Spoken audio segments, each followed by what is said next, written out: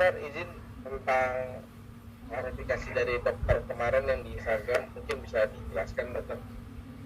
Tadi aku baru aja live ya, ketemu dengan pelapornya sendiri. Aku mau ketawa, sumpah. Template banget ya menurutku ya. Setiap kali aku ada edukasi tentang skincare abal-abal atau tentang BPA, selalu ada laporan seperti ini punya. Dan tapi menurutku laporan kali ini kocak ya. Dan ini bukan laporan ya. Jadi yang kebayangkan itu adalah laporan polisi. Padahal ini bukan laporan polisi, ini adalah Dumas ya. Masih jauh banget dari laporan polisi. Cuma hebohnya minta ampun, cuma Dumas tapi ngumpulin media, banyak banget media. Tujuannya apa? Aku nggak tahu tujuannya apa. Pertanyaan aku tuh, mereka itu siapa sih sebenarnya? Bapak itu tuh siapa? Pemerhati skincare Indonesia kah? Di mana Bapak itu pada waktu aku kasih edukasi tentang skincare abal-abal yang selama ini jelas abal-abal, jelas ada hasil labnya, bahkan ada hasil labnya dari luar negeri. Bapaknya ada di mana?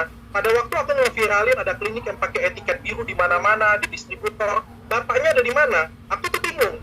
Bapak ini kok tiba-tiba skincarean? Kayak mendadak dangdut kan jadinya kan, mendadak skincare Bapak ya.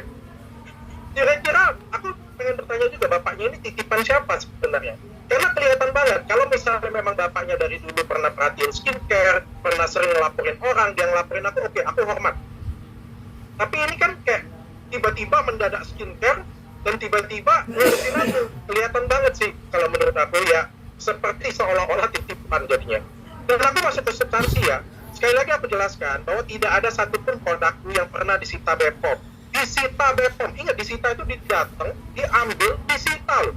Ini produkku tidak pernah ada disita BPOM. Ini penggiringan opini yang luar biasa menurutku. Kalau ada, buktikan Pak, keluarkan suratnya bahwa produk saya itu pernah disita BPOM. Aku tadi bertanya pada saat live, pendidikannya apa sih Bapak ini? Gila loh, bapaknya ngelaporin, ngomong di depan media semuanya berdasarkan artikel. Aduh, kita kan sama-sama tahu Pak, bahwa artikel itu bisa titipan, artikel itu kurang akurat. Modal dong Pak, beli produknya, direview benar-benar, dibeli, dimasukin ke lab, baru ngomong, ini diteliti, belum, dimasukin ke lab, belum dapat surat sana sini, tapi sudah ngumpulin media. Ini sangat mengecewakan sekali menurut saya. Oke dokter kan di press conference kemarin juga yang BPA itu mengatakan katanya menjual jarum suntik kan, jarum suntik itu kan yang dijual bebaskan ya, mungkin seperti apa? Nah itulah ya, ini bedanya antara jarum suntik dan aplikator ya. Jadi di sini ada sedikit perbedaan pendapat antara aku dan BPOM, tapi sudah clear semuanya ya. Jadi ini bukan permasalahan jarum suntik, bukan permasalahan apa, karena izinnya sudah keluar, izin edarnya sudah keluar. Jadi aku menjual seperti biasa dan aku rasa aku nggak ada masalah di sana ya. Dia kan mengatakan ini produk yang berbahaya, dia kan mengatakan ini disita BPOM, buktikan itu. Yang menuduhkan harus membuktikan, kan disita kan, buktikan bahwa produk itu disita BPOM. Ingat ya, pada bulan sekitar 3 bulan yang lalu itu BPOM mengadakan edukasi tentang etiket biru berbahaya. Siapa yang diundang di sana? Dr. Richard loh yang diundang di sana. Aku sebagai pembicara di sana. Kalau memang aku menggunakan produk yang berbahaya, nggak mungkin aku diundang di sana. Aku adalah salah satu edukator utama di sana. Dan nanti di bulan September di pertengahan, kepala BPOM pelantikan kepala BPOM baru juga aku salah satu yang diundang di sana. Jadi menurutku ini jauh banget ya. Ini salah satu yang mematikan karakter ya menurutku ya. Aku nggak tahu tujuannya apa sih. Ya mungkin titipan, mungkin aku nggak tahu juga tujuannya apa. Ini kan tadi dokter bilang sebagai edukator, tapi dengan hal ini produknya menjadi bermasalah, mungkin seperti apa dok? Saya nggak pernah merasa produk saya bermasalah. Saya nggak merasa produk saya bermasalah sedikit pun. Kalau saya merasa produk saya bermasalah, saya pasti akan diam dan sembunyi. Tapi karena saya merasa produk saya tidak bermasalah, makanya saya berani untuk klarifikasi. Yang mengatakan produk saya bermasalah harus bertanggung jawab. Dok, apa mungkin langkah dokter sendiri untuk menanggapi respon dari BPI sendiri? Apa langkah hukumnya sendiri? Ada nggak sih dok? Sudah pasti. Kali ini saya nggak akan diam. Sudah terlalu lama saya diam. Selama ini saya dituduh-tuduh, saya diam ya. Karena menurut saya itu adalah langkah dari mafia-mafia ya. Nggak mungkin mafia-mafia di luar sana itu diam. Nggak mungkin mafia-mafia di luar sana itu bilang terima kasih dengan saya setelah saya melakukan edukasi. Mereka pasti melakukan hal-hal yang seperti ini ya. Selama ini saya diam karena menurut saya nggak penting. Tapi kalau menurut saya yang kali ini sudah kelewatan banget sih. Diteliti belum, ngelaporin enggak, tapi buat preskon di mana-mana itu mencemarkan nama baik saya. Dan saya akan buat laporan ini. Saya serius buat laporan. Oke, Dok, tadi Bukan tuduhan ya, disita BPOM itu adalah tuduhan. Oke, Dok, tadi sempat bilang bahwa Gimana? dokter tadi sempat bilang bahwa Kan sudah terjual ya. Sampai Tentu. omset 4,3 miliar gitu. Mungkin Kenapa? bisa, Dok. Gimana? Produk yang dokter jual kan sudah kemarin kan sudah terjual laris sampai harganya fantastis gitu. Mungkin sudah terjual bebas gitu. Mungkin seperti apa gitu, Dok. Sampai untungnya kan Ini media juga jangan digiring opini ke sana. Ini media juga titipankah atau apa ini? Soalnya aku ngerasa selama ini aku memviralkan produk-produk berbahaya, etiket biru, abal-abal. Kalian juga nggak gede-gedein. Yang kayak gini punya ada orang LSM yang nggak punya data apa-apa, kalian membesar-besarkan. Bahkan ini kalian juga pertanyaannya seolah-olah iya. Di Indonesia ini dikenal dengan asas praduga tak bersalah, Pak. Saya juga nggak mau media ini seolah-olah titipan sekarang. oke, Dok. Kita yang benar-benar aja, Pak. Kalau memang iya, iya. Kalau enggak, enggak. Kenapa kamu bertanya seperti itu? Saya sudah bilang tidak pernah ada disita BPOM. Kenapa kamu bertanya seperti itu? Itu dari mana ya? Media mana tadi ya? enggak Dok, tentang ini, Dok. Media mana? Media mana? Mas? Dari mana? Media mana?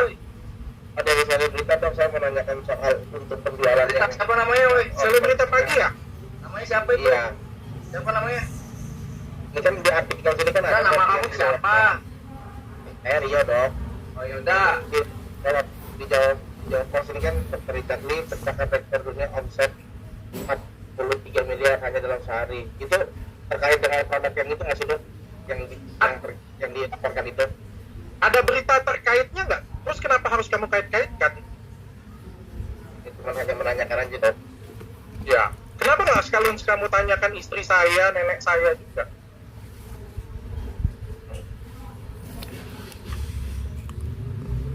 Lagi nggak pertanyaannya? Dok, tadi kan sempat bilang apa adanya mungkin ini titipan. Dokter menduga ada ini nggak sih atau indikasi siapa mungkin atau musuh lama atau orang-orang yang memang bermasalah dengan dokter atau seperti apa?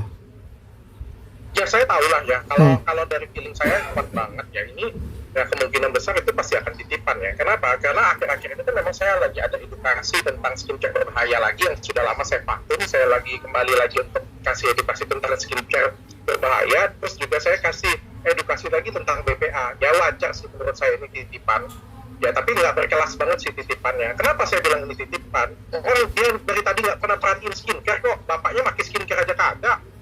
Tiba-tiba buat laporan seperti ini punya, kan lucu ya. Dan menurut saya media-media juga yang kayak gini punya itu harus kita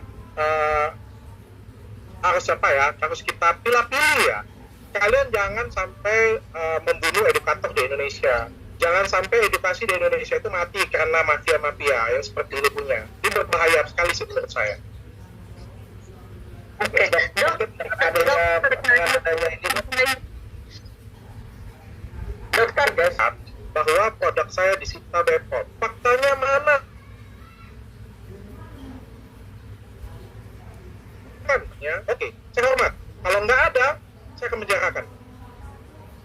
Oke, Dok, terkait dokternya Disusun oleh tim kuasa hukum saya, kemungkinan sekitar tanggal 6 atau minggu depan saya akan laporkan. Ada 2 orang yang saya laporkan ini.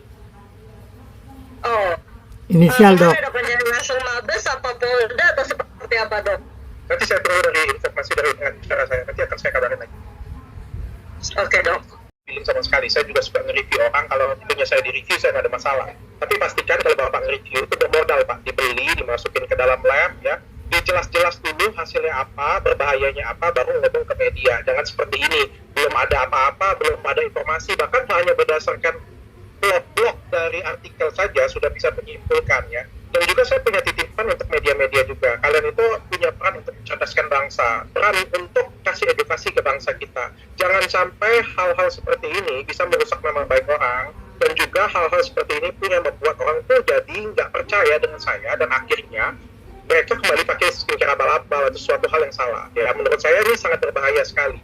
Ya kalau memang salah, nggak apa-apa, tunjukkan buktinya. Tapi jangan dibuat-buat mengada-ngada. Ini LP-nya nggak ada, cuma dumas, tapi ngumpulin semua media, dan anehnya lagi, saya heran juga kenapa media berani ngangkat yang kayak gini, ya, padahal nggak ada bukti.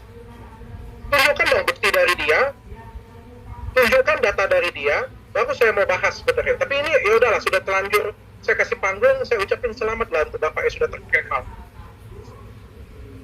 Ya, dokter, terima